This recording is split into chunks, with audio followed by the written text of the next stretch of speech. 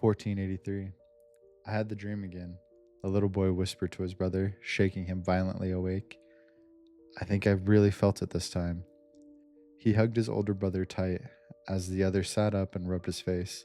The little boy blinked rapidly to rid himself of the tears in his eyes as his brother rubbed reassuring circles into his back. It was just a dream, Richard, he insisted to the 9-year-old. It's nothing to worry about. But it was scary, Richard protested. The lopsided man came into the room and he grabbed me by the throat until I couldn't breathe. Richard, his brother growled at the sound of the man's given moniker. I told you to stop calling him that. The boy pulled away and crawled to the end of the bed, lower lip trembling in a pout. Well, that's just what he is, he mumbled. His shoulders, they're at different heights, and that's what makes him look really funny. I know that, but it's still not nice to say. His brother scolded the boy with a sigh, crawling after him. He wrapped an arm around the younger boy and let him lean on his shoulders for comfort. When are you going to be king, Edward? The little boy asked with a frown, turning his head to look up at the 12-year-old. Soon, Edward said, getting to his feet. It'll be soon. He wandered over to the window, looking out over the grounds of the tower. It was quiet, dead quiet, but Edward was certain the guards were alert at their post. I'm sure of it.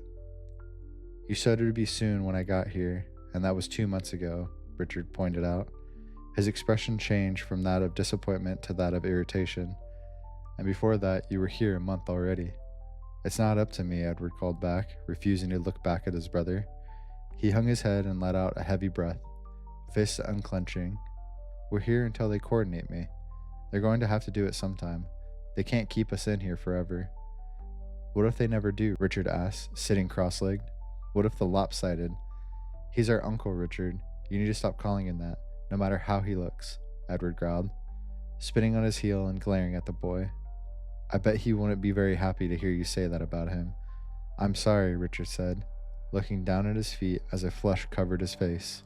Edward let out another sigh and climbed back into bed. It was just a dream, Richard. Please let me get back to sleep and get some rest yourself. We'll ask about coronation tomorrow. Richard's eye lit up in the moonlight. Really? You promise? He asked.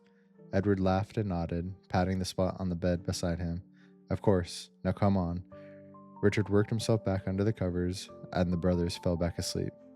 In August of 1483, Edward V and his brother Richard never returned from the Tower of London. Edward V's coronation did not occur, despite the fact that his placement in the tower assumed to be for that purpose. Some claim that their uncle, Richard III, whose spine was deformed by scoliosis, murdered them to secure his place on the throne. To this day, no one knows for certain. Darkness. You open your eyes. An endless ocean of black fills your vision. You blink, trying to cast the darkness away. But the veils of blackness still loom over your body. You try to move, but a cold wall, inches away from your face, pins you to the ground.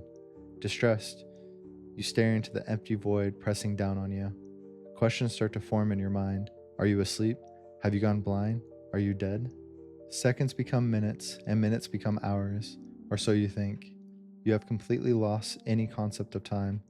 You put your hands against the firm wall on top of you, trying to push yourself away from the darkness.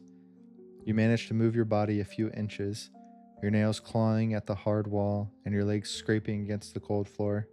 But the top of your head hits another hard surface, and you are forced to stop. Suddenly, you hear a creaking noise coming from above. Something is on the other side. You can definitely hear a squeaking sound, faint but clear. But as swiftly as it started, the sound stopped. You are once again plunged into complete silence. Then, a dreary thought sneaks into your mind. You are buried alive. It seems obvious now. The sound you just heard was your coffin groaning under the weight of the dirt above. You are trapped. A feeling of claustrophobia builds up in your heart. A cry of utter despair and hopelessness bursts out of your lungs. Help, you shout. But you know it's all in vain. Nobody can hear you. Your eyes wet. A warm tear drops on your cheek. You didn't want it to end this way. You had dreams, family, friends. You had your life to live, but your cruel fate has stripped everything away. You close your eyes. You pray that your torture ends quickly. After an indefinite amount of painful minutes, you begin to drift away. your existence slowly washing off the face of the earth, but then you hear a sound. At first, you can't determine what it is, but slowly you recognize the familiar whooshing sound of a strong breeze. You must be very close to the surface. New hope is planted in your heart. You start yelling again, hoping to catch the attention of anyone passing near you. Suddenly, you hear a loud thump. The roof of the coffin bends inwards, the cold surface now pressing down on your face. You turn your head sideways to allow for breathing space. Something has fallen on your coffin. Is it dirt, about to crush you? No, it can't be. Whatever caused the bend in is still moving. Maybe you aren't buried, but if that's the case, then where are you? A shiver runs down your spine. A question you should have thought earlier pops into your mind. How did you end up here? You realize you have no recollection of past events. Where were you, and what were you doing? Your memory is completely blank, but you can't give it more thought, as a creaking sound breaks the silence once more. The bend in above you subsides, indicating that the weight on top has shifted. You can very faintly hear a whimpering sound, like someone is trying to muffle his crying. Suddenly, a flash of light blinds you. You look at your right. A little crack has appeared in the blackness that surrounds you, allowing a sliver of light to invade your world of darkness. Your heart jumps. This is your escape. You extend your hand, your fingers touching the edge of the crack. You are surprised to find not the hard surface you imagined, but a smooth and soft cloth that parts under your light touch. You push with your fingers the velvet-like material apart, creating a hole big enough for your hand to pass through. With another push, your hand exits your dark prison and enters the world of light. The fresh air cools your skin while you blindly explore your surroundings with your hand.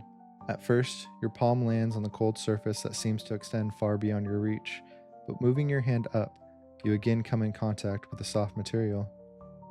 You grab onto it, trying to determine how far it goes. You start climbing up the cloth with your hand, but almost immediately, your fingertips reach the edge of the strange fabric. Suddenly, a high-pitched screech pierces your ears. Mommy, Mommy!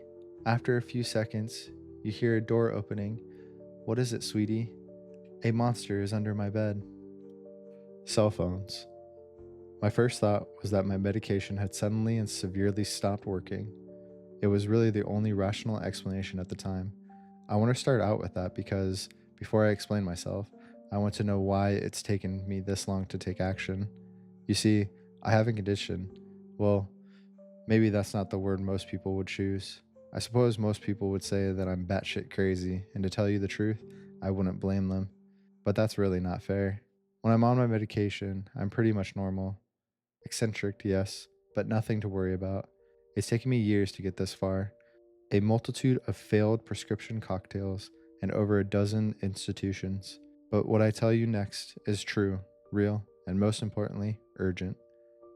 I know that knowledge of my past will work against me, but please try to look past that and see me for who I am now. Do I sound mad? Do I sound irrational? Ask yourself these things as you listen, and ask yourself what you would have done. It occurred roughly 8 months ago. I worked the graveyard shift at a 7-Eleven in Chicago.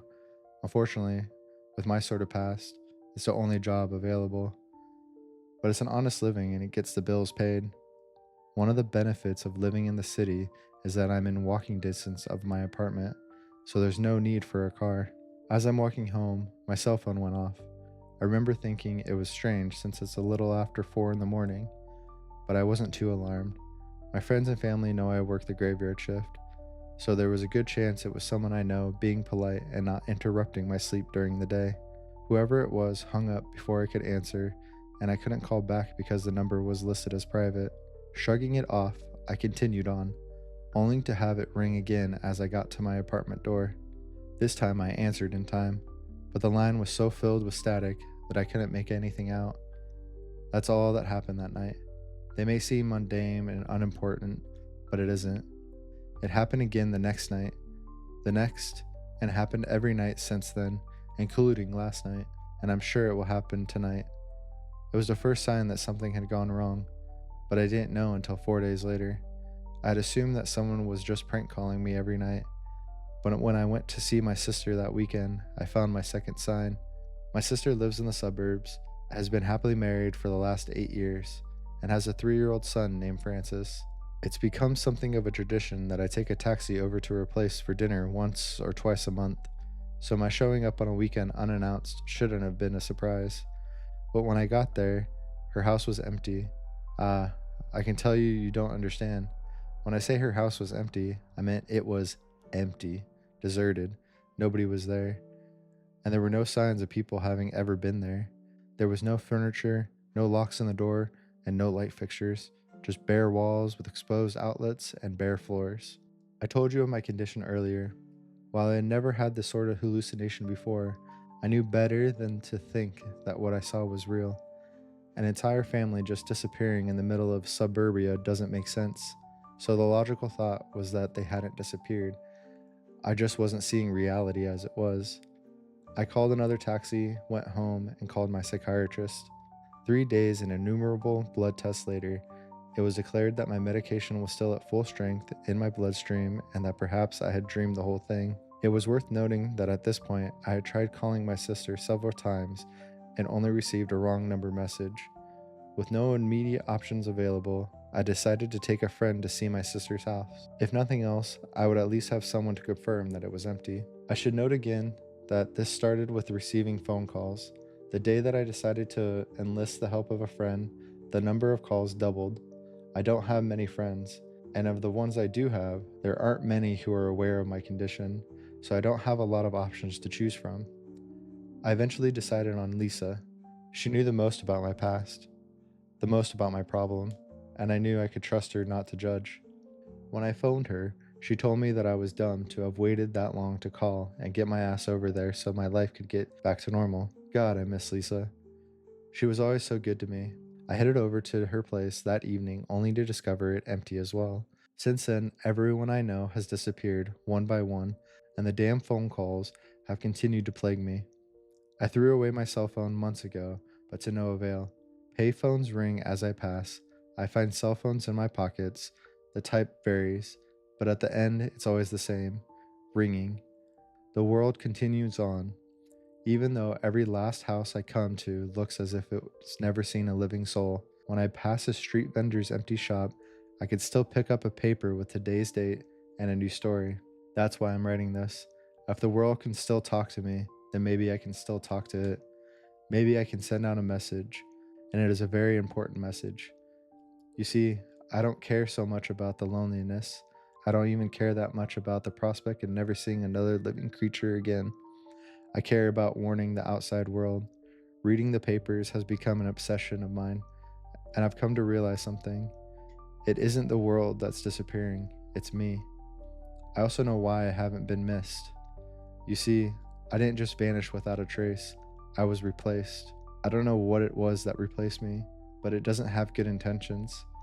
When I said earlier that I'm okay with the prospect of never seeing another living soul again, I meant it. But every time I open up one of the cell phones that appears in my pocket, I'm greeted by an image of my hand clutching a knife and a slit throat. It's been roughly 8 months, and I've seen thousands of cell phones.